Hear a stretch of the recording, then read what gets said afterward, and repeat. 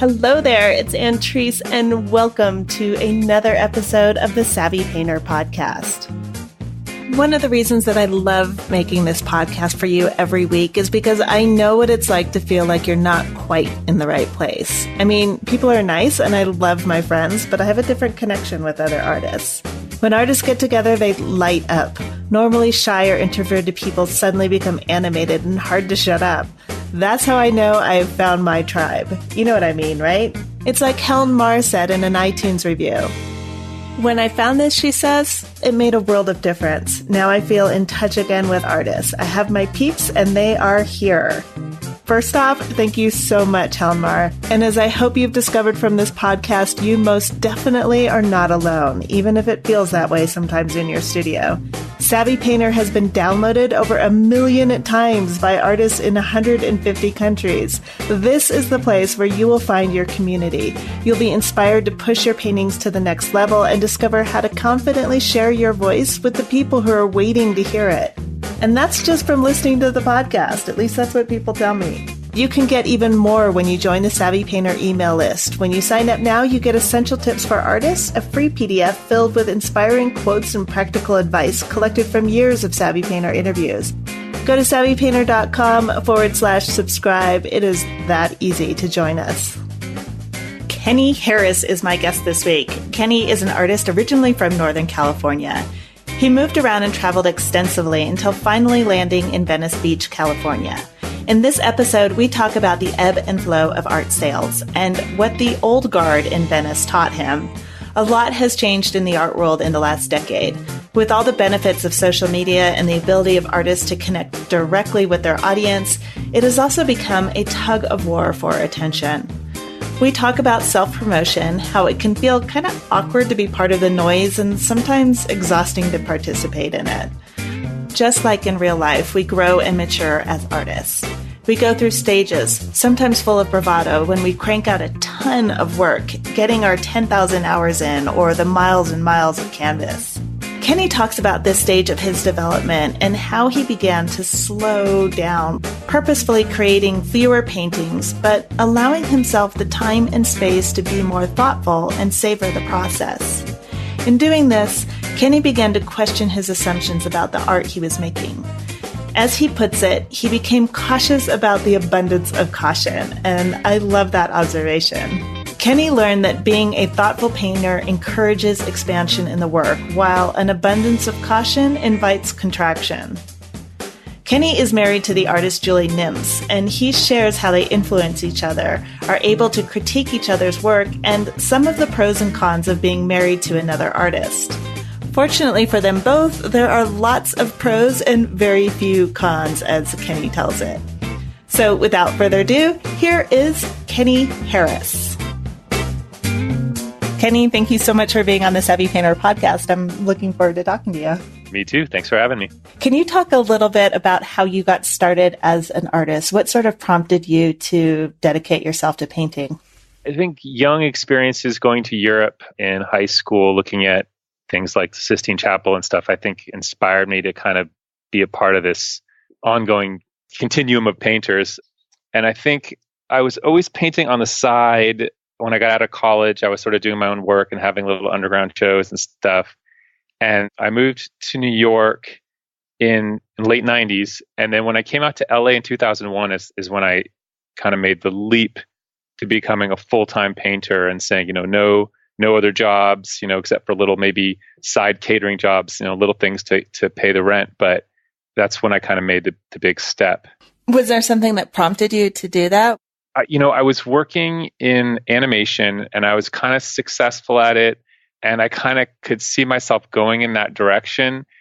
But I'm sitting here in front of a computer screen thinking to myself, I really should be a painter. Like that's really where my love was, sort of that silence and slow time of, observational painting. And I was like, and New York was not making me happy. I'm like, I gotta get out of here. And a friend had a studio space in Venice, big studio space. And he said, come out here and work. So I said, yes. So I left New York. So tell me what it was like. I'm always curious about this when you make a big leap like that. When you got to Venice, like your first day there, what were you thinking? Well, it was going to be temporary. I was going to come out for the summer and then go home back to New York.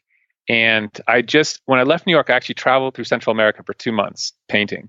So I was doing my little like wannabe grand tour style painting of like ruins and stuff like that.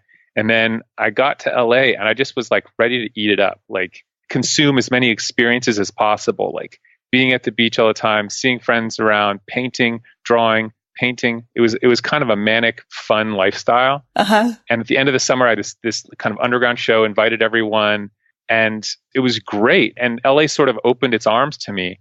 And like 3 days later, after that little show, September 11th happened. Oh. So New York's a mess. All my friends back in New York were like, you do not want to be here. It's awful here. And LA, meanwhile, had sort of welcomed me in.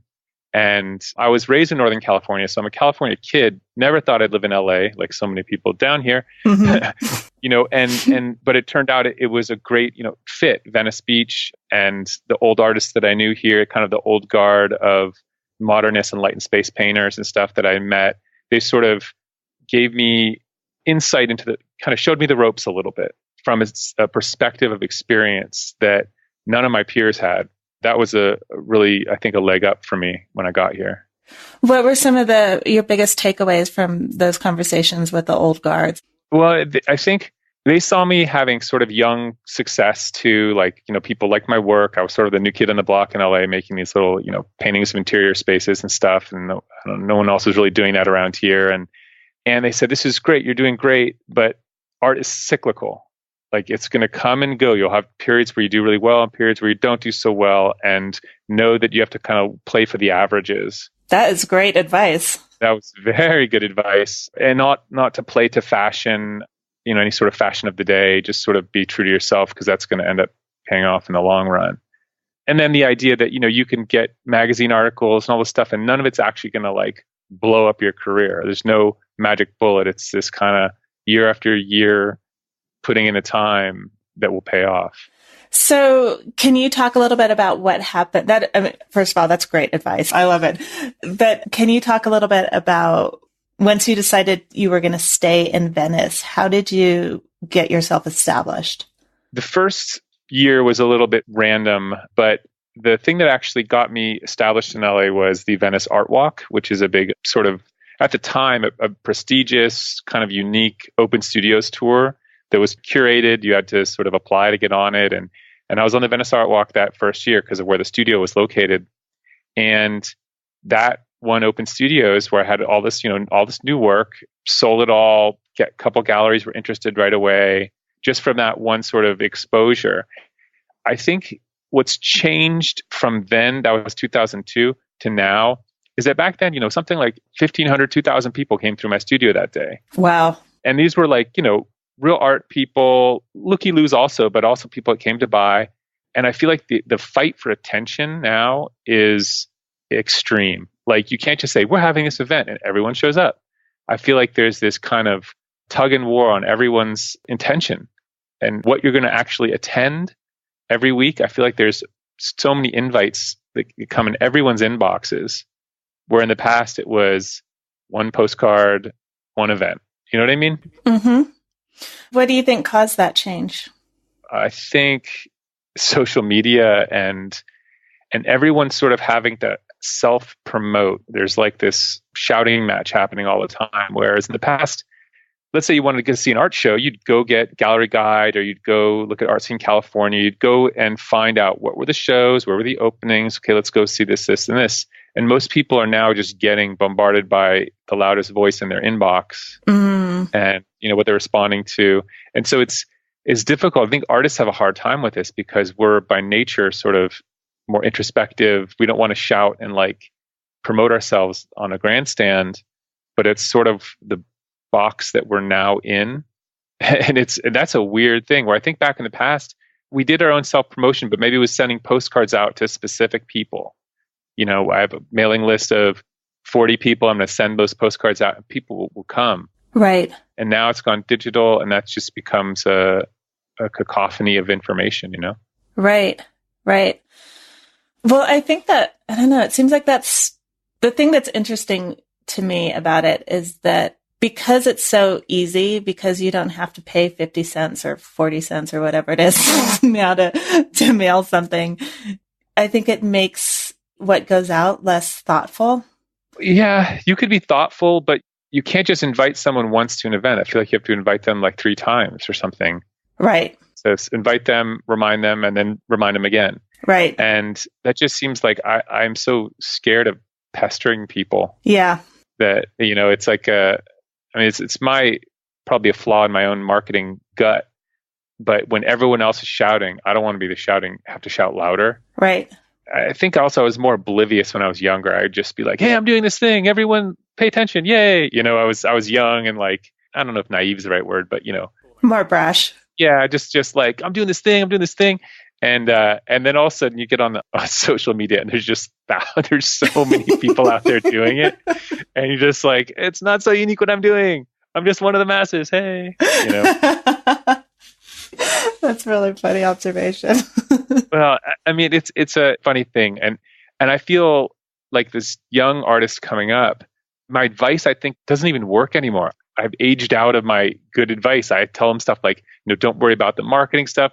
Just make good, solid work and your career will be great. I mean, if you're making a work that no one can ignore, you will find a dealer that will promote it. So people want to sell it and make money and all this stuff. I mean, like, you should have no problems. And now I'm like, I don't know if that's true. Like, I don't even know if my own advice is sound. I've been doing this just long enough to realize how little I know. And it's kind of funny. At 20 years into my career, I'm much less certain of everything. I think that's a sign of maturity, though. I guess, yeah. I mean, I'm a teacher and I'm giving advice to kids, and they're coming at me with like, check out this Instagram stuff, and I'm like, I used to just dismiss it. Now I'm like, I can't dismiss it.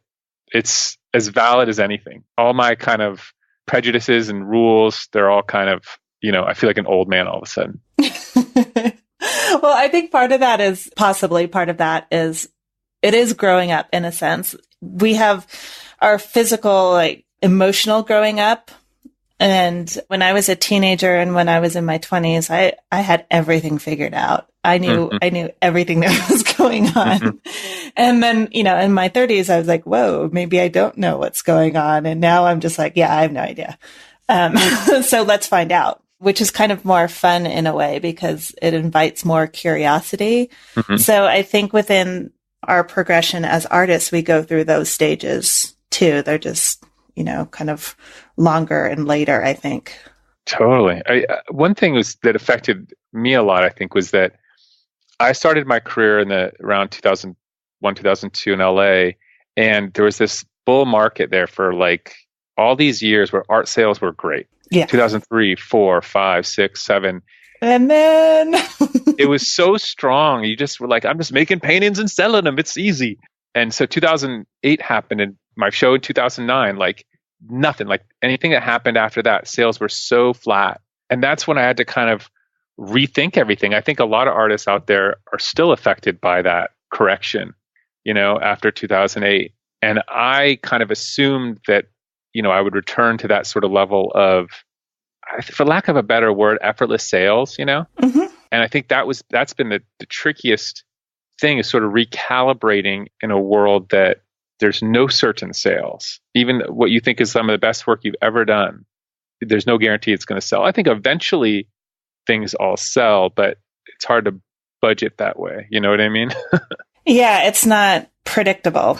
Yeah. And so that's been an interesting, I don't know, coming to grips with that over the last decade, like that it's not magically going to get better tomorrow. And I think also I slowed down. I was in a manic pace when I was a young artist. I did way too many paintings. I was trying to do too much. I had a sort of good enough attitude, that idea of like perfect being the enemy of the good. I took that to heart, and I did a lot of paintings. You know what I mean? I cranked out work, and I was more interested in a sort of Hopper-esque or Ashcan school kind of finish rather than a perfection. So I just cranked through iterations of compositions and marrying it with travel so I could live this kind of hybrid lifestyle, experiential existence, which was just awesome. But I slowed down, after the session hit, I just kind of slowed down. I ended up meeting my future wife, Judy, who's also a painter. And so everything just sort of slowed down, the manicness of it. And I think as young artists, to have sort of a kind of forward surging momentum helps a lot, but then it has to kind of go in a cycle or you'll burn yourself out. Yeah, That makes a lot of sense. And it's, in a way, it seems like the perfect sort of trajectory for growth, that you start off just painting as much as you possibly can and just going through that, the 1,000 paintings or the miles and miles of canvas or whatever, however you want to phrase that. Absolutely. And then you start to find the things that really resonate with you, and you can sort of like savor it. Yeah. The way that sort of manifested for me recently is a friend of mine, Peter Zakowski, is now chair of the MFA at Laguna College of Art and Design, where I teach. Mm-hmm. And I love Peter. He's great. And when he became chair, and I thought it would be a good time in my career, my life, to go back to get my MFA. And I focused solely on portraiture and portrait and figure, which is not what I'm known for. I'm always interested in it. I've taught it, but it's never something I've kind of designed whole shows around. And I decided to focus on it, kind of bring it to the level of finish and thoughtfulness that my interiors, I think, say. So I went back to school. I mean, tried to cultivate the novice mind again. And that's been a pretty profound thing for me. In what way? Well, I had to question my assumptions about the art that I was making. I think, I was created rules for myself and palette restrictions and all these kinds of things over the years. And I was always cautious of maybe doing something that was too pretty or doing something that was trendy or something like that. And what I came to was that I had to be cautious about an abundance of caution in my work about what I was doing. And because there's to be a thoughtful painter, you can sometimes be too cautious, as opposed to being thoughtful in a way like, how do I expand? How can I, instead of maybe being seeking out the novel, seeking out maybe a sense of nuance that I didn't have before. And so I think that's, when in portraiture, it requires a different type of nuance, I think, than Diebenkorn style mark making or something like that. I was all of a sudden, that's one of the influences of my wife, is that she loves 19th century painting. And I sort of got more and more into this, whereas I would walk right by waterhouses in the past. I'd come back and look at a waterhouse or a Leighton and get in there and say, like, how on earth is this guy doing this? And because Velázquez always intrigued me because there's that flashiness to it, but that's almost impossible to attain because it's such a mystery. Whereas you look at a Leighton and you're like, it's not a mystery, it's just really good. So I started trying to slow down my brushstroke, trying to have sticky paint fused together, and just in kind of a mark making vocabulary that was foreign to me beforehand, where I would kind of scoff at kind of feathering edges and stuff like that. I would always want to kind of be like hacking through it and smushing and redoing and scraping and, this more from a Diebenkorn style art application of paint, that where you're seeing everything revealed to you as the marks are being done. And so I was trying to get into like a totally different mindset of nuance and also maybe trendy marks, using a squeegee. I'd never used a squeegee before. I was like, all right, let's see what this squeegee is all about. Squeegee, and then it was like, I was like, this is kind of fun. But I was maybe so hesitant before because it seemed like a kind of trendy thing to make like a sweet little painting, the squeegee part of it, Yeah. And wow, the audience.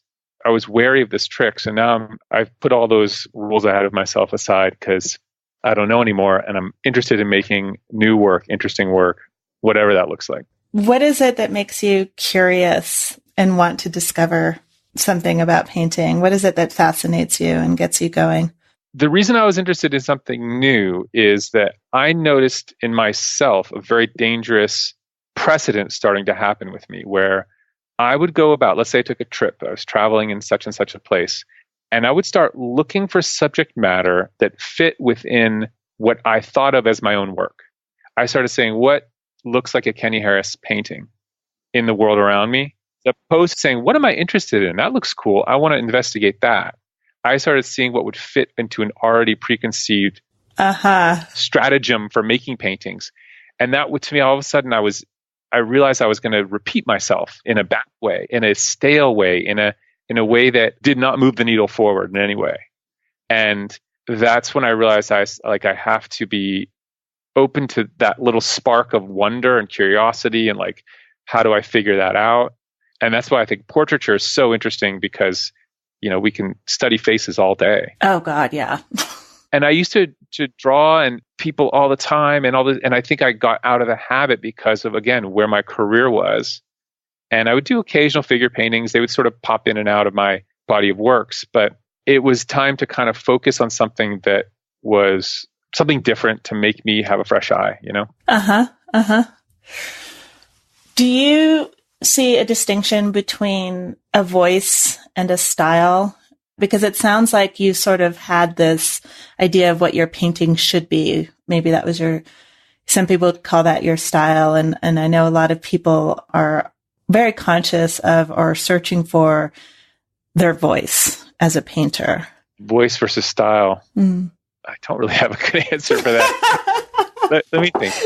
Let me think about it. Do you know what I mean? I mean, because so you're saying that you had this idea of who Kenny Harris, the painter, is. And then you would go look for things to fit into that. Mm-hmm. And so that to me sounds very different from this idea of curiosity that you ended up with. Well, this is an ongoing evolution always. Always, hopefully. I think that one thing about, let's say, some of the empty interior spaces that I paint and stuff, there's a psychological character to them, which to me, I think embodies, let's say, a certain, it's not quite melancholy, it's like a strong solitude sort of emotion that makes me want to paint. Does that make sense? Mm-hmm. It's like the kind of downward gaze often or through a space in indirect light. There's a feeling of it that maybe it's your eyes unfocusing a little bit. You're maybe a little bit in your own head. And that's like a kind of nebulous intention. But if the paintings are done right, you look at a group of these paintings and it starts reorganizing the mind of the people looking at the paintings so that they can kind of get into that slightly introspective state. And that's kind of the early intentions to my work, but that's years ago. And so now I'm looking at a scene and I'm like, oh, it's a cool interior. It's great. But is that still my intention? Is that still the same little itch that I needed to scratch? I don't know. Maybe I'm more compelled by portraiture and people's faces and them, doing activities or them in their own spaces. And maybe that a little more of a narrative idea may be more important now. Mm-hmm. So it's like one's intention can shift. But when it comes to say something like your voice or your style, I feel like all that, you have an intention with a picture, you try your hardest to get it right. And wherever you fall short, that's kind of like your style. That's what you're stuck with. Like, why do I use a palette knife so much on the floor or whatever? It's because it's the only way I can do it. Like a brush won't hack it. I can't actually get the way I want to do it. So I kind of rely on these other things. And that's the best I can possibly do. Like that's what I can do. And that's my style. And right. Styles should be a leftover thing. It shouldn't be the first thing. Right. It should be the remnant of an investigation. But as far as voice, I'm not sure. I'll get back to you on that in a few years. Okay.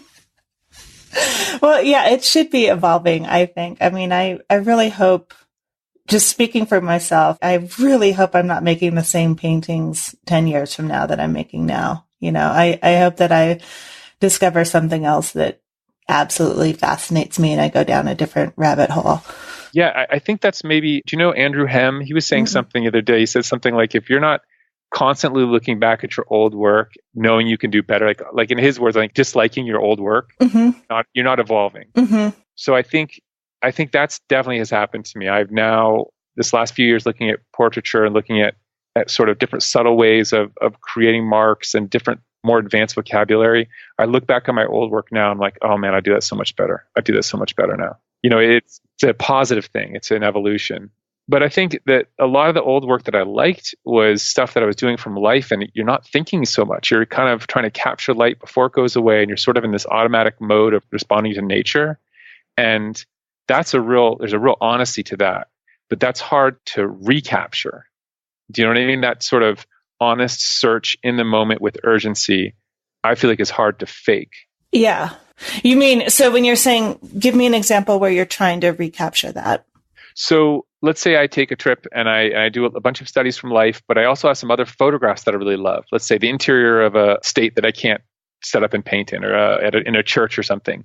I'm back in my studio trying to remember the light qualities, trying to infuse it with the urgency of observational painting from life, because that's what I want in the result. as opposed to acting like I have all the time in the world to consider every little thing. I want that sort of urgency where the things come together, where observations are constantly correcting previous observations. And that sort of energy to me is very exciting in painting. And so trying to manufacture it after the fact is tricky. I mean, and the thing is, if you're in practice with it, you can kind of do it, but I don't know. Yeah, no, it's a really great example. It's almost impossible it is impossible to fake that. I mean, when you're in the practice of it, you can fake it. You can sort of emulate the mistakes and the searches of working from life, but you'll never get that same sort of connection to the subject. And I don't know. I think I lost my whole train of thought with this. We're going too far down there. We're going too deep. Yeah, there's a rabbit hole. I can get into many rabbit holes. But these are the complex things of what inspires and what motivates us, what makes for good painting, what makes for compelling painting.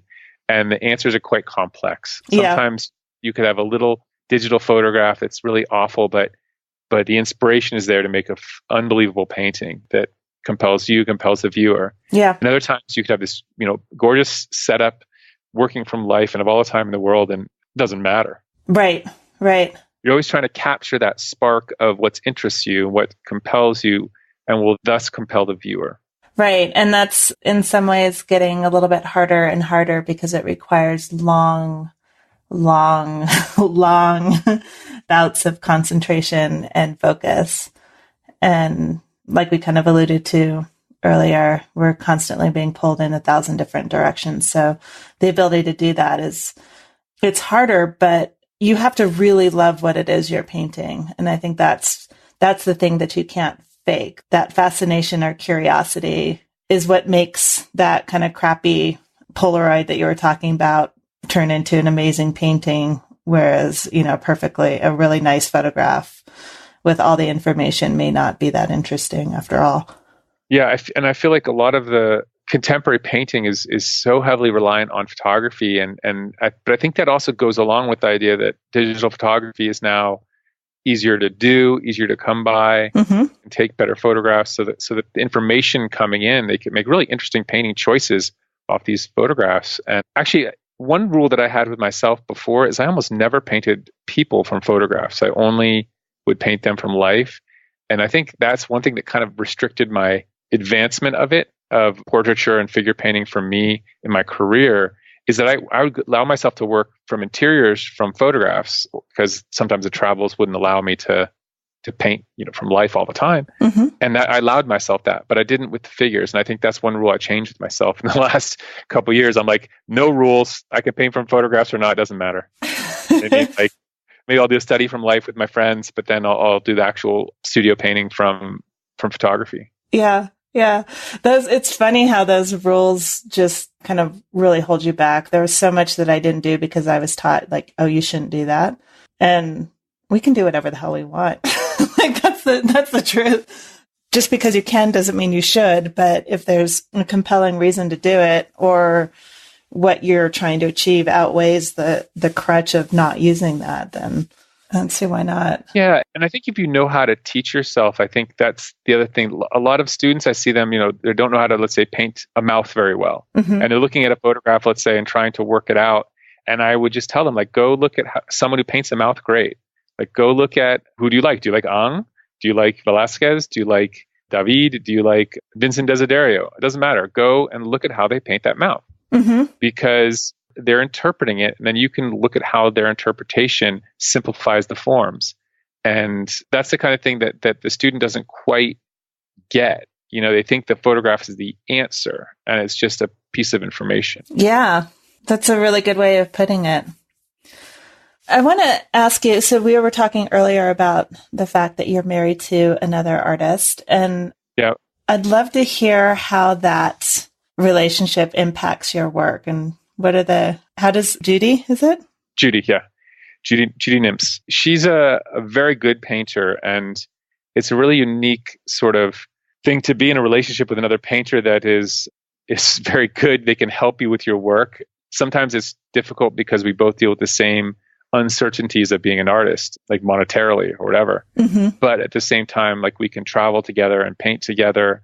We can go seek out shows and exhibits or talks, and we're not like dragging our significant other around. We're both into it, which I think is pretty awesome. And the fact that we, again, have our own critique system built in with each other, we can like help each other out with our work, and we don't feel artistically isolated. Like a lot of artists, they come to like say an art show or gathering, they're like, oh my gosh, I'm just so happy to come out and be able to talk about art with other people. And I'm like, what? Like that's every day, That's breakfast. Yeah. I mean, our huge wall of art books is our art books. You know what I mean? And we both have our different backgrounds and desires. She comes from a little bit more of a love of Pre-Raphaelite 19th century painting. For me, it's a little bit more modernism, and then also like Spanish painters. That's sort of how I kind of came up loving Velázquez, and also like the Dutch painters like Vermeer and all them, but then trying to smash it together with Dievenkorn and someone like that to like create a new vocabulary for myself. How do those two different styles influence each other? Or backgrounds, I should say, maybe not styles. Judy and I? Well, I think my interest in sort of a more finessed approach to painting is definitely part of her influence.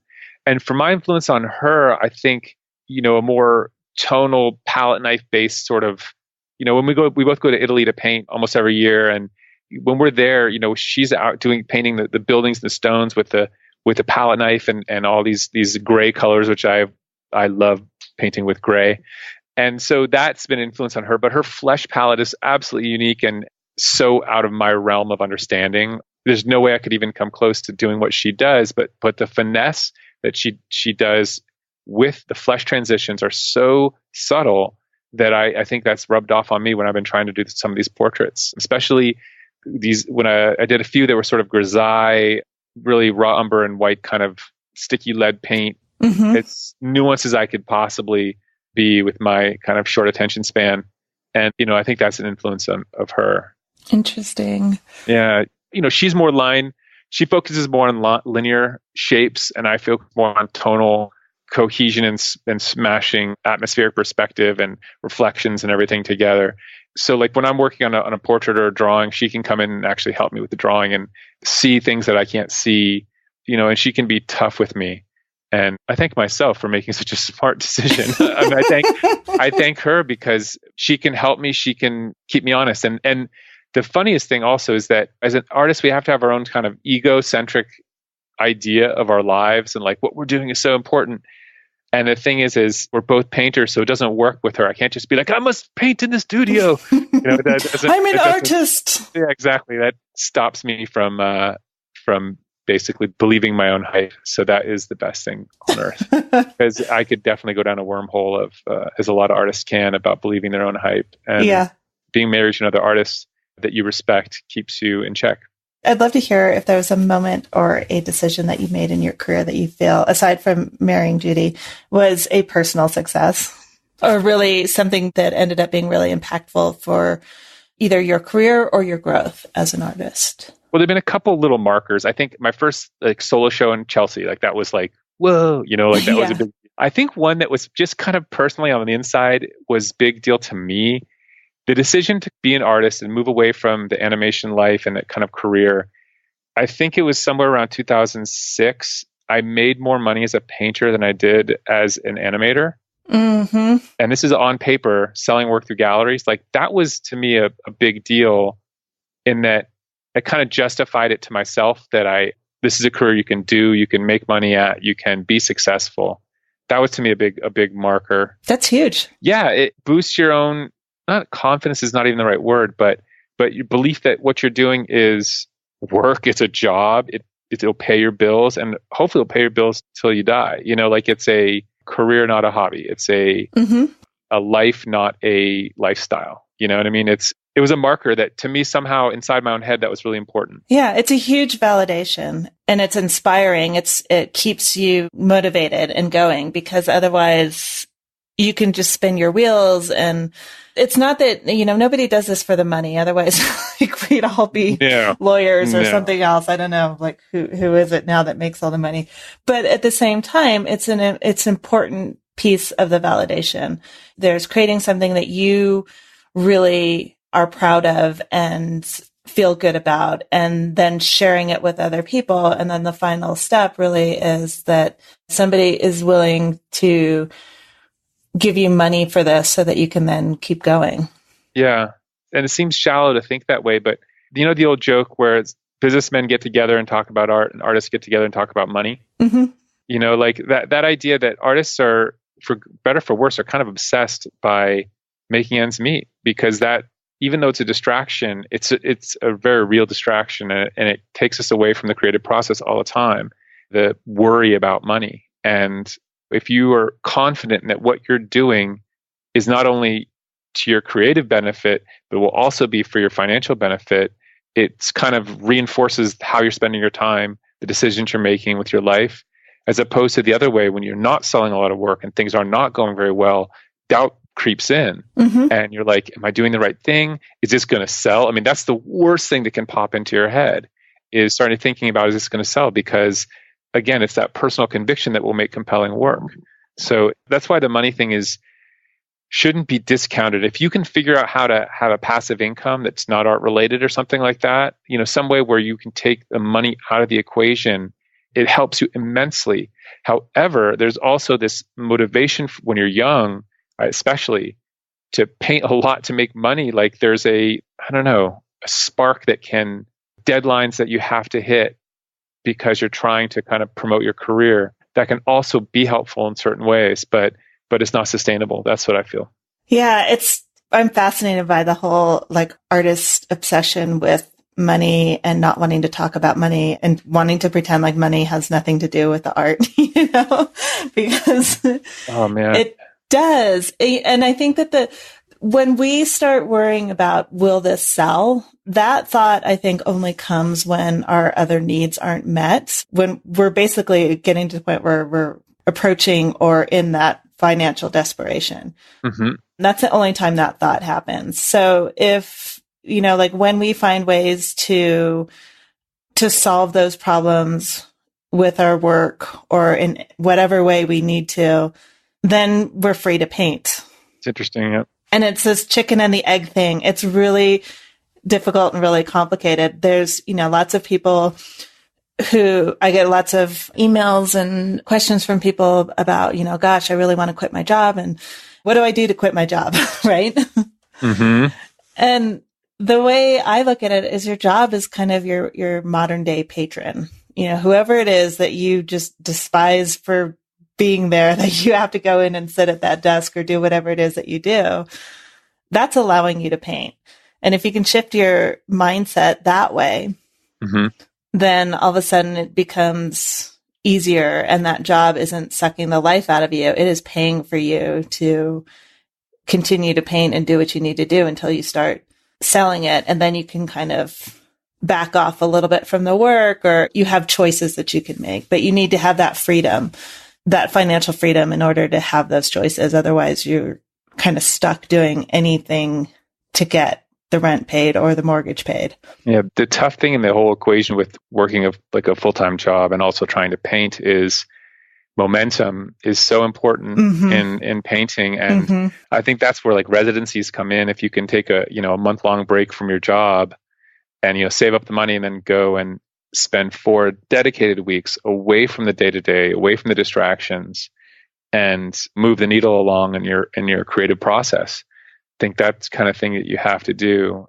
And that also, that month-long or 6-week-long focus may also gel a show together that will then give you the confidence to maybe work part-time and do take those little steps toward mm-hmm. a type of financial split between art and the jobby job. But it's also like a double-edged sword. Like you were saying, making all your money from your art is a double-edged sword, because the pressures come from what you love is what you need mm-hmm. to pay your rent. And what if things aren't coming slow? What if you have no good ideas? What if you needed time just to sit and read books to fill the batteries up, you know? Mm-hmm. To be a production artist is a very particular type of existence.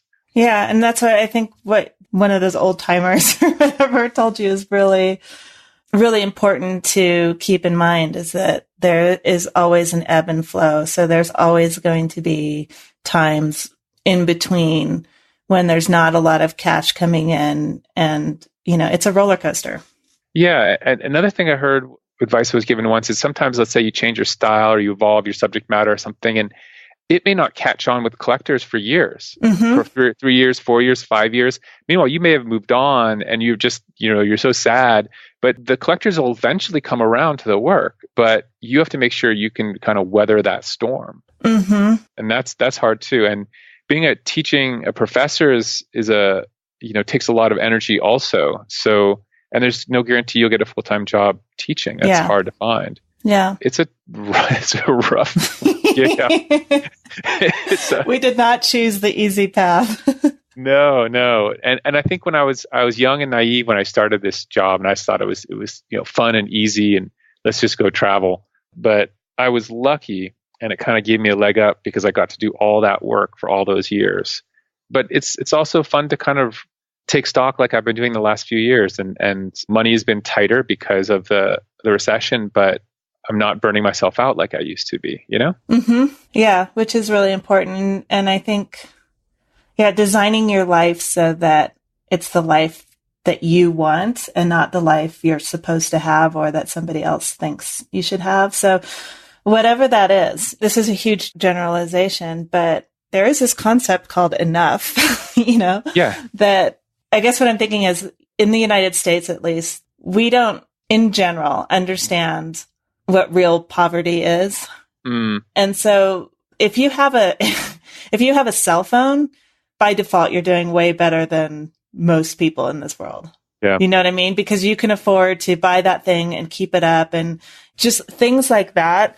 So we have these super, super high expectations or desires that are either internal or are being fed to us from other places. But what I was thinking about when you were talking about when you were younger and traveling and stuff, you didn't have a lot of needs.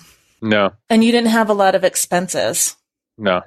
So I know a lot of people who basically have, and this is a huge extreme, and I'm not suggesting everybody should live their lives this way, but I'm just saying as a contrast, there are plenty of people who basically just sell everything and with $30,000 can travel the world for like years. And they're totally fine, totally happy. They're fed, nothing, you know what I mean? Yeah. And they're not in a hurry to accomplish whatever it is they think they should be accomplishing. Right. Their brain probably has time to relax. And if they're artists, they can think the more deep, profound thoughts, which we have to think, but that there's a ongoing fight for our attention in this society. And I keep thinking about how to just give more mental space to myself. And I feel like I used to have it. I would travel, I'd go, and there was no phones, there's no computer with you all the time. You just would sit there and read and think and draw and interpret the world in your own head. And now I feel like a lot of it's coming from the outside with these mobile phones and stuff. And I don't know what the answer is, really. I think it's too late to just turn away from it all. But there has to be a way to kind of reclaim, especially for young people, it's going to be their struggle to reclaim their attention. Yeah.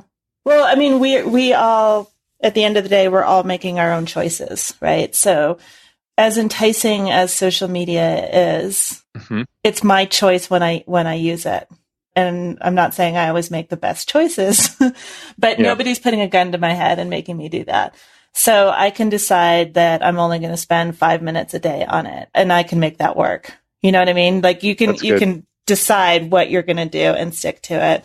And this is something that my husband and I have been kind of struggling with too, just that when we make choices to buy things, then you kind of have the responsibility of keeping that up, or you have this thing that is in your house, or even the house itself. Like you've made the decision to buy a house. So now you're kind of, your perception, whether it's true or not, is that you're locked in for the next 30 years, or you're locked in for X number of years until you can, sell the house and make your whatever back. Right.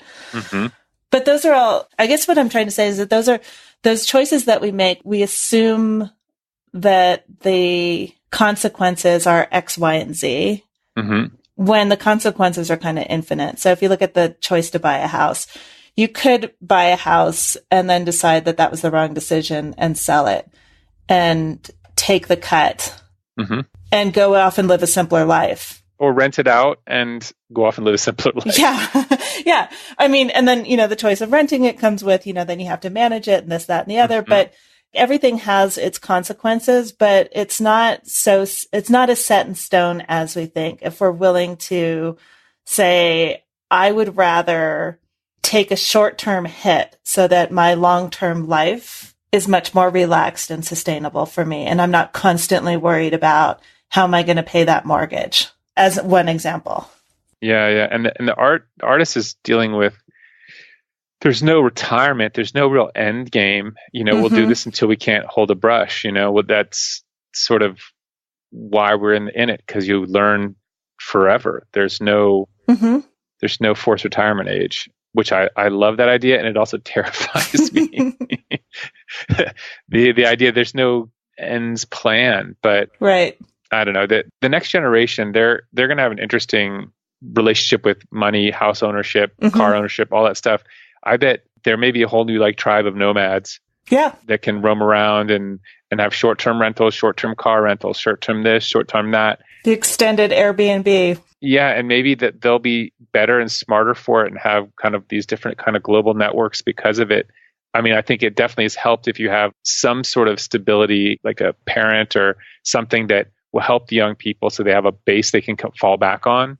So I feel like as a young artist, that was a huge advantage to me, just having, supportive parents. And I felt like I could kind of go off and try it in New York or try it in LA. And if things totally failed, I could kind of limp home and figure things out. And lick your wounds.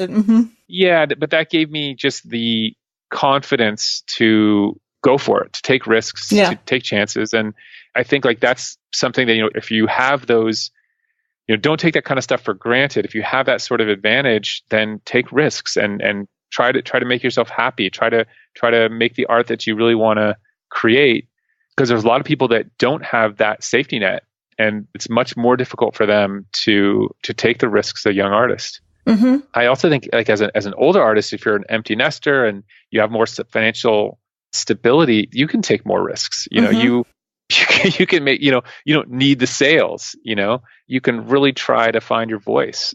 Yeah. End of thought. Sorry. End of thought. Done. Click. Yeah.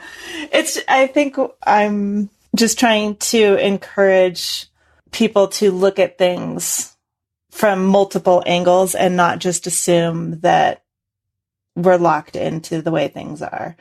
And the more risks that you take, or the more chances that you take when you don't know how things are going to turn out, it's a weird thing. It's like building a muscle. The next one becomes easier. You kind of get your footing, you get your confidence in it, and you realize, wow, I did that and the world didn't end. Yeah, our brain makes all these constructions about how things are and what you need, how it has to be, and they're complete constructions. You could step off and go grape picking for a year, for a season in France or something like that, and just have these crazy experiences, especially again as a young person. But the construction of that you can't do that, you have to do A, B, and C, is completely invented. And I think especially as artists, we have to be always looking at things from a new vantage point, a new perspective, trying to figure out what's really important, what we're trying to actually express, right? What has to be said right now, not as some antique idea, but as an idea for right now and how we look at the world. And I think perceptual painters, dealing with slow time is really important to, almost like an antidote to the modern experience. Yeah, it is. It's almost, an active revolution to slow down and spend 6 hours staring at one thing. Yeah, it's as we all know, for us that do it, it's like meditation. It's just not as calming, but it does something to kind of rewire our brains, and that alone is about as worthy a thing that we can do. Yeah, I'm all for it. yeah, it's an act of rebellion, like you said. So, last question for you. Okay. What single habit do you strongly believe contributes to your growth as an artist? I cannot say that I have a single habit that is responsible for my success. There's a bunch of things. One is a certain non-preciousness, I think, is crucial in your work, both for the making of the art and the letting go of the art. That's not a habit, though. That's just a non-preciousness. That's a state of being. I think setting yourself up for the next day of work is really important. This is something I struggle with all the time, but I know it's important to do, and I try to do as often as I can, which is the idea that you're not just working for the one day, the one awesome 10-hour painting stretch. You're trying to set it up so every day when you come in, you're excited to get right back into what you were doing. And so sometimes what that means is if you're painting really well up until, let's say, the time when you like to stop, let's say it's at 5 p.m. or whatever, you're painting really well. You know you can kind of knock everything out if you painted for just 2 more hours, but you don't do that. You stop, you maybe scrape out the edges a little bit, and you set yourself up so you know exactly what you're doing the next day. You return to the piece. Writers are good about this. The career writers, they have a set time. And they try to, if things are going really well, they stop. So they come in the next day, they can keep going. As opposed to things are going real well, you finish the stop completely. And then the next day, it's very hard to come back in and enter it. And I think painting can be very similar. Yes. And I think that sort of long view is really important. Or just know that if you do work these long days and you completely close out the idea, that it's going to be very hard to open it back up. And that you have to then set that painting aside and take something else out, again, setting yourself up for the next day. So that's a habit that I think about a lot. I'm not always the most disciplined at doing it. Sometimes my immediate gratification gets the better of me. But it's something that I think is really important for artists to think about, how to scrape things out, how to soften an edge in order to come back in the next day. To maybe have a painting medium that dries by the next day so that you can work into it. You're not stuck with a big wet painting that you can't work into. Again, depending on what style you do, but always thinking about how to glaze something back so the next day you can paint into it or whatever it is. I'm trying to remember who, I think it was Hemingway. I might have this wrong, who he would stop in the middle of a sentence purposely. That sounds right. I know he was religious about his writing time, and I think it was something like 7 a.m. to noon or something. And it was the same time every day, and he would stand at his typewriter, he wouldn't sit. And that was it. So, and I think that's why he would get drinking early in the day, so he'd be sober by the time 7 a.m. came around. I think that's probably his system. But I think it's a type of thing when you're, as an artist, you have to think of yourself as a professional, just in the sense that you go to work every day, whether you feel like it or not, whether you're inspired or not. That's sort of an amateur idea. You want to come in setting yourself up every day for success. I used to, when I had big painting days in the past, on big paintings, I might go the night before and mix out paint, like mix out my big palette. Oh, and that's then good. The next morning come in. Because sometimes when I was mixing out palettes, it would take, an hour of mixing. And sometimes that's a nice kind of meditative way to get ready for the day of work. But if I knew I needed, 9 hours of painting in a day to have a big painting be open, I might do all the mixing the night before and have these big piles of paint. And then when I walked in the next morning, it was all like the painting was already happening while I was sleeping. Right. I was already going through the motions of it and then coming to the studio very motivated. I love it. Kenny, thank you so much for talking with me. This is great. Thank you very much for having me. Many thanks to Kenny Harris for sharing his story with us. You can see Kenny's paintings and get links to everything that we talked about at savvypainter.com/podcast. If you know another artist who would benefit from this conversation about the cyclical nature of the art world, Kenny's process, or how we grow and evolve as artists, please do me a favor, share this episode. One more thing I want to let you know. This year, you can expect a lot more workshops from Savvy Painter.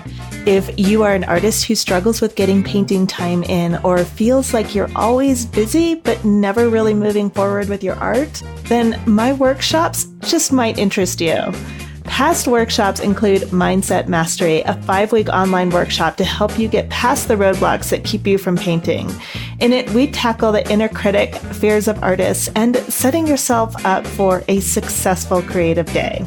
The workshop, How to Develop a Relationship with the Right Gallery, helped several artists find the right gallery and show their work. So if this is something that interests you, you can go to savvypainter.com/workshop and get on the email list. This is separate from the main list that tells you when a new episode comes out. This is just for the workshop, so you don't get quite as many emails, but when you do, there's always something really good happening. Sign up now and get a downloadable PDF with case studies that tell you exactly how 3 artists pushed through barriers that were getting in the way of their studio time. You can, for example, learn how Rhonda went from not wanting to call herself an artist to getting her very first solo show. Also, listen to an introverted artist describe how she built her confidence and then spoke in front of an audience of her peers. And you can discover the tools that Samantha used to take back her power after a decade of believing that she had no, I'm putting air quotes there, she had no talent. So again, go to savvypainter.com/workshop to reserve your place on the list. When you sign up, you get that downloadable case studies that I mentioned, but more importantly, you get exclusive invites to upcoming workshops. Most of the time when I launch a new program, it sells out before I ever announce it publicly. So reserve your spot now at savvypainter.com/workshop. Until next week, this is Antrice Wood with the Savvy Painter Podcast. Thank you so much for listening.